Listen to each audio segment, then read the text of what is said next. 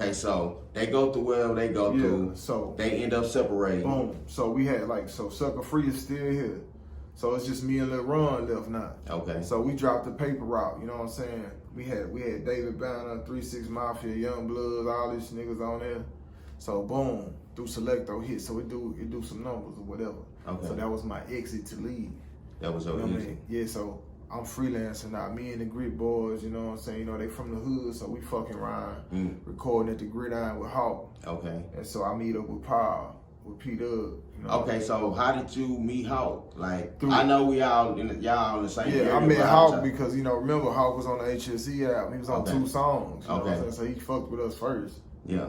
Yeah, Big John fucked with us first. Yeah, so that's how we met him. Like, we paid him to come do a song. And he heard the songs. He was like, man, I can't even charge y'all boys. He said, I gotta come in here with my shoes tied. That's what he said. No shit. Yeah, I swear to God, that's what he said. That's a phone fake right there. Yeah. Niggas don't know that. What that nigga said. He's like, man, I can't even charge y'all. He said, I gotta come in here with my shoes tied.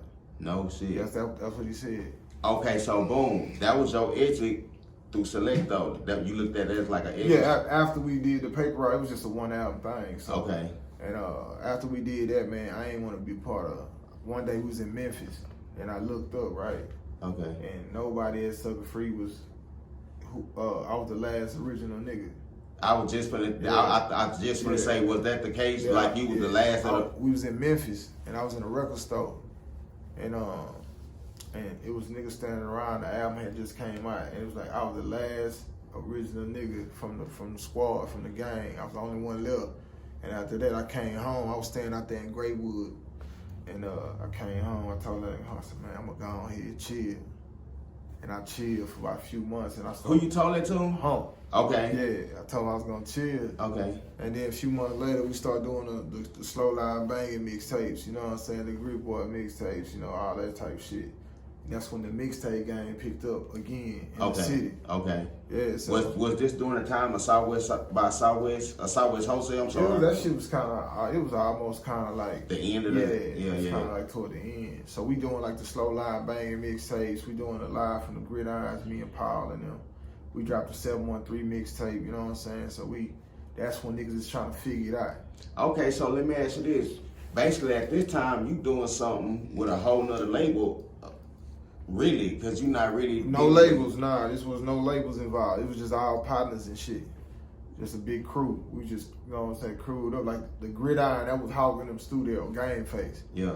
But remember... I remember that. The 2 niggas that own Game Face, they made all the beats on Hustler Stacking Ends. So we had a relationship. I already had a relationship. So that was their studio. So, but Hawk didn't feel no type of way. Nah. So look, so Hawk and them, that's what they were signed to them niggas. So that's how everybody was connected. Still. Yeah.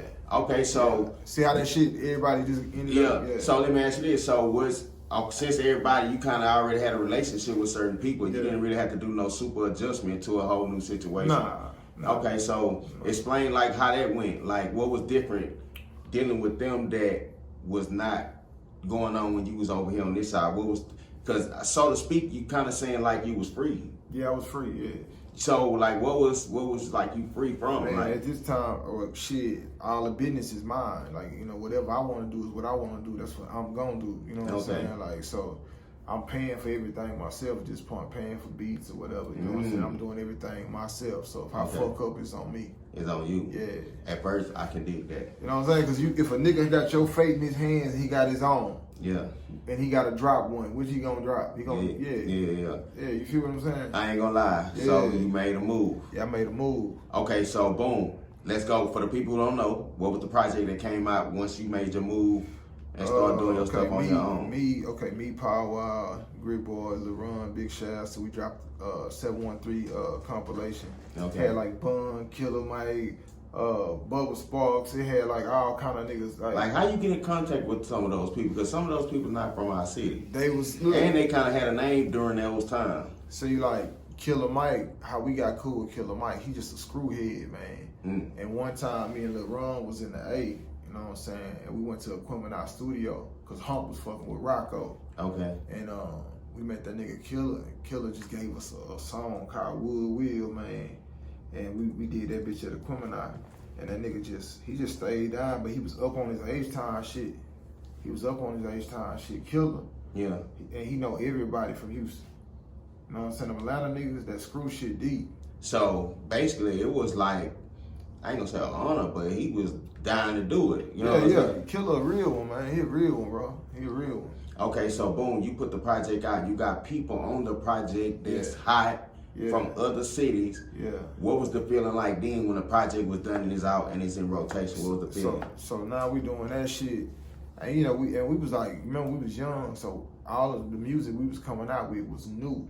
Okay. Like new, like ahead of what the old niggas was on. Okay. It was always ahead. Like they was looking at us like, man, them little niggas, but we was making a new song. Okay. So that's how it was. We was doing little numbers and shit, but it still was like they wasn't getting the full shit, but we was still getting the sales from it. You know what I'm saying? But it was the young niggas fucking with it. Okay. You know what I'm saying? So did you feel like you had to, I don't know, what's the word I want to say? Did you feel like you had to make a little bit of, tweak it a little bit to actually get the reach that you really wanted to get? Well, yeah, I just had to, what I did, I just kind of cooled out. I just cooled out and lived a little bit. Live like real life shit, like. Yeah, just lived a little bit. Yeah. You know what I'm saying? Just lived a little bit, bro. I seen on your Instagram page you said something about ghostwriting. You do that? Yeah. Okay, so I'm not gonna ask you who the people you ghostwritten for, but like, how does one get into ghostwriting? How you get in that? Man. And what is somebody like? Okay. Do somebody reach out to you because they like the way you write other material, your own material? When it start out like this, it start out innocent. Nigga, like a nigga just be like, oh, bro, say this. You know what I'm saying? And then a nigga can tell you the same thing. You be like, cool. But it could be another nigga be like, hey, bro, I need you to help me do a whole verse. You know, based off me and my nigga, you know, bouncing ideas. Another nigga be like, hey, how much you charge me? It might start like that, word of mouth. You might write a bunch of songs for yourself, and nigga be like, man, that nigga can write. Man, come give me a hook. Either way, there's a couple ways. Okay, so boom, that started happening. When did it click in your mind? Like, shit, I need to start ghostwriting. I mean, it just happened. Like, it was just natural, bro. It was just no natural. shit. Like all the opportunities was natural. All of them. It wasn't nothing that I forced or nothing that I sought out to go get. Yeah. Yeah, it just was natural. Okay, so if you ghostwrite for somebody, like, how does the payment system work or something like that? That's how your publishing come. You know, at the time you gotta have your publishing in order. You know, we had that in order already though. Okay. Yeah. Okay, so boom, you do the new project. You got all the people on there, like from different cities, Atlanta. It moving. It didn't reach what you wanted to reach, but it still was moving. Yeah, it kept a nigga in the mix. Okay, so then you start living real life. Like, explain where your mind was at and what you mean by that. I ended up catching man, I had my car almost blew up. We got split in half on the freeway, my Impala. Boom, I ended up catching a pistol case.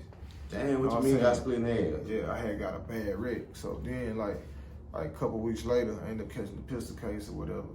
Then my little chick had a miscarriage. I was going through like a fucking weird space. So she had thought I was just cooling, bro.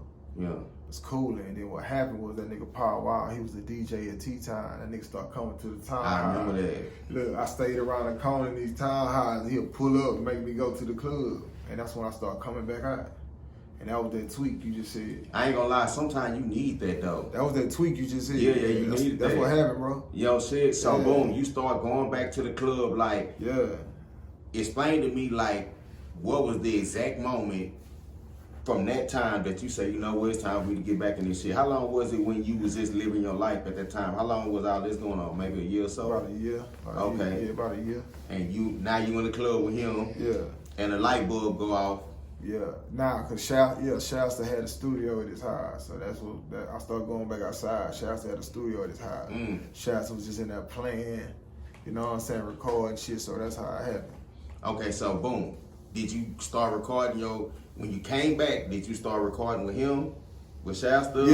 Yeah, and that's when we really was like fucking around doing a lot of slow live banging mixtapes. Okay, so y'all doing the slow. So the first one came out, or the next one came out right then and there. Cause I was on a few of them. Okay. So we was doing them and fucking around, just, you know, networking and shit. Okay, so what was the format to do a slow loud and banging tape? There wasn't no format. That nigga Trey. Same shit? Nah, Trey just had you come to that house, he had that big ass dog, Genocide. Yeah. Big ass pit bull, man. Bitch sit on you, lay on you, big animal. No shit. Yeah, ask him if you ever talk to him. Yeah, Yeah. that big ass pit bull, right? Mm. And he nigga just like whoever was there that had a verge ready, get on his hoe. It was just like that. No Yeah, shit. it was just like that. I ain't gonna lie, that's what's up, man. So boom, y'all put the slow logging or the slow logging banging project was put together. When they was putting it together, Mm. they just always just have a little spot for me. Mm. Always, you know what I'm saying? They was putting it together. I was just like a family member. Already Yeah, so it was just like fucking around. So I got to meet more people through him. doing that. Yeah, it's Because just that was like the height of like when they Yeah. come up. Yeah. Yeah, so I got to meet more people, more connections through him too. So now I'm building like a whole little highway, and that's when the switch house shit happened. Okay, so boom, you got popping. Well, you was already popping, but It was like it was getting better. Yeah. Yeah. Okay, so then how did the switch out came? Did somebody reach out to you? Yeah, T-Fab. He reached out to you. Yeah. Like, okay, like explain how he reached out to you. Was this during the time when social media had picked up? Because Nah, originally I social got- media nah, wasn't going down like that. Nigga, phone got a ring. That phone rung and was like, "Hey man, what's your situation?" Damn, did you know him before that? Like I met him like in passing a few times. And But he just got your number. he had my number. Bet that. Yeah, so and he was like, "Boom, what's your situation like?" Boom, and I was like, "Shit, I'm free." And shit, about a week and a half later, man, nigga ran and passed, a couple phone calls with the lawyers or whatever, and we was in there.